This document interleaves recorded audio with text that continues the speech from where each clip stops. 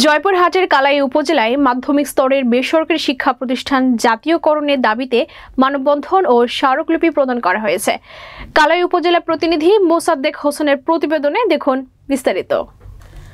মঙ্গলবার সকাল 11টায় উপজেলার নির্বাহী অফিসারের কার্যালয়ের সামনে ধূপসারা দাখিল মাদ্রাসার শিক্ষক ও সমন্বয়ক নাজমুল হক শামীমের নেতৃত্বে এই কর্মসূচি অনুষ্ঠিত হয়।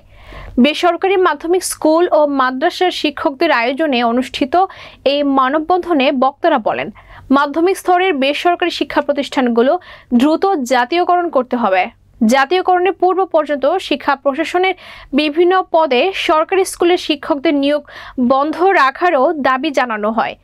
উক্ত কর্মসূচিতে বক্তব্য রাখেন হাতিয়ার কামিল মাদ্রাসার অধ্যক্ষ আলহাজ মোহাম্মদ আমিনুল ইসলাম, ধূপসারা দাখিল মাদ্রাসার সুপার মতিউর রহমান, কালাই বালিকা উচ্চ বিদ্যালয়ের প্রধান শিক্ষক আবু রায়হান, গারোইল দাখিল মাদ্রাসার সুপার আশরাফুল আলম, বোলামগাড়ি হাট বালিকা উচ্চ বিদ্যালয়ের শিক্ষক মোসাদ্দেক আলী ও পুনট উচ্চ বিদ্যালয়ের প্রধান শিক্ষক মতিউর রহমান সহ অনেকে।